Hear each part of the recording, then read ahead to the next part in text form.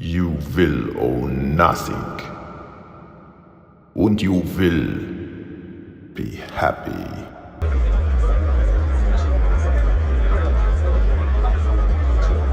Soft golden light, freshly baked bread, flower crowns, knitting by the window. Cottagecore and Cozycore promise you peace, simplicity, and a gentle escape from the chaos of modern life. It looks incredibly beautiful. It feels completely harmless. But what if I told you that this aesthetic is actually one of the sneakiest traps we have right now? It's a trap! This whole thing is a setup! Cottagecore romanticizes an idealized countryside life.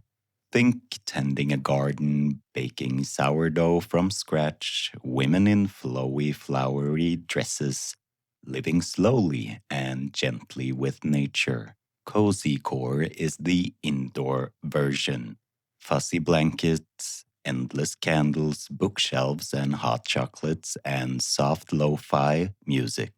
Millions of people, especially younger women and burnt out millennials, have completely fallen in love with this aesthetic. After years of stress, overstimulation, and pressure, who wouldn't want to retreat into something that feels this soft and safe? Here's where it becomes a problem. The vast majority of people into this aren't actually living the cottagecore life. They're still in small apartments, still glued to their phones, still consuming the aesthetic 24/7.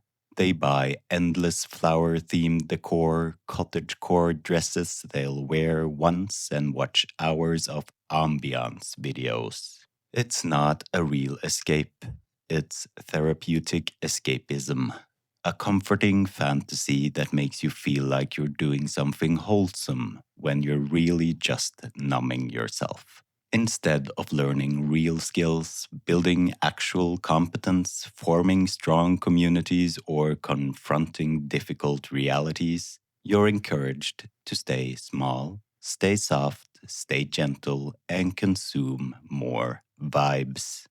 Don't ask questions. Just consume product and then get excited for next product. This trend is incredibly effective because it feels so positive on the surface. It sells kindness, self-care, gentleness, and appreciation for the simple things.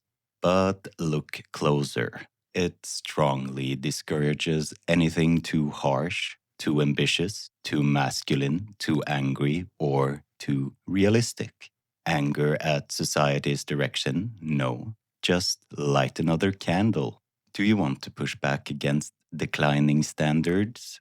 Better to bake bread and post it online. It trains people to accept things getting worse around them as long as they can romanticize their own small aesthetic life. It's the ultimate pacifier, a beautiful, soft, smiling distraction. Living in a sprawling urban city makes this especially ironic. You have people romanticizing the 1800s rural life, simple villages, and close-knit communities, all the while paying insane rent for tiny apartments, watching their neighborhoods change rapidly, and relying on the global supply chain for their cozy props. The aesthetic makes the cage feel prettier. It keeps people emotionally sedated instead of motivated to change anything real. There's nothing inherently wrong with liking nature, beautiful things, or wanting a slower pace of life.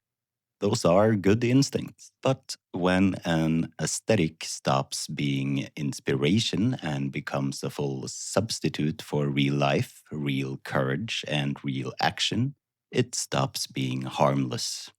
It becomes a trap. A very pretty, very comfortable one. What do you think? Is cottagecore and cozycore just innocent escapism? Or is there something more going on? Let me know in the comments, and I'll see you in the Kobold's Cave. Don't ask questions. Just consume product and then get excited for next product.